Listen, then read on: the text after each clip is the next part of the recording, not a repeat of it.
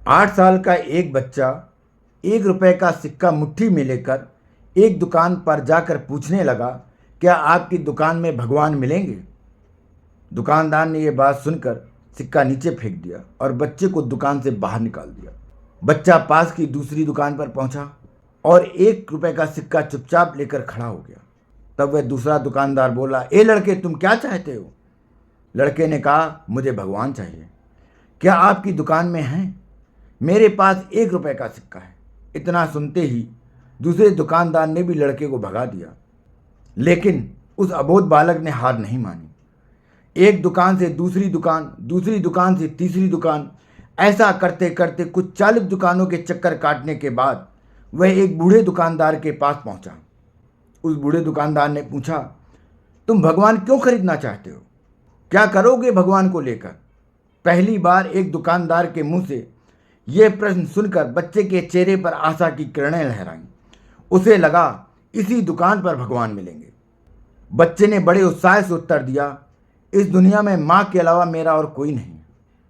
मेरी माँ दिन भर काम करके मेरे लिए खाना लाती है। मेरी माँ बहुत बीमार है और वह अस्पताल में भर्ती है। अगर मेरी माँ मर गई तो मुझे खाना कौन खिलाएगा? डॉक्टर ने कहा है कि अब सिर्फ भगवान ही तुम्हारी माँ को बचा सकते हैं। क्या आपकी दुकान में भगवान मिलेंगे? बूढ़ा दुकानदार बोला, हाँ मिलेंगे। कितने पैसे हैं तुम्हारे पास? लड़का बोला, सिर्फ 1 रुपए का सिक्का है।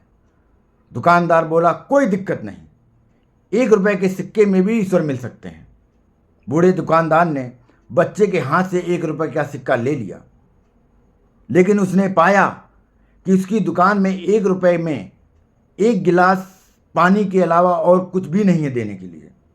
इसलिए उसने उस बच्चे को फिल्टर से 1 गिलास पानी भरकर दिया और कहा, यह पानी पिलाने से तुम्हारी माँ बिल्कुल स्वस्थ हो जाएगी। अगले दिन कुछ मेडिकल स्पेशलिस्ट उस अस्पताल में गए जहां बच्चे की माँ भर्ती थी। बच्चे की माँ का ऑपरेशन हुआ और वह बहुत ही जल्द स्वस्थ हो उठी।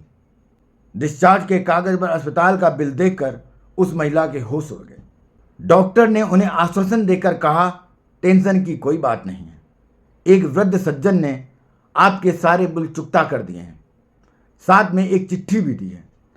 महिला ने चिट्ठी हाथ में ली और खोलकर पढ़ने लगी। उसमें बूढ़े दुकानदार ने लिखा था, मुझे धन्यवाद देने की कोई आवश्यकता नहीं। आपको तो स्वयं भगवान ने बचाया है। मैं तो सिर्फ एक जरिया हूं। यदि आप धन्यवाद देना ही चाहती हैं तो अपने अबोध बालक को दीजिए, जो सिर्फ 1 रुपए का सिक्का लेकर ना समझों की तरह भगवान को ढूंढने निकल पड़ा था।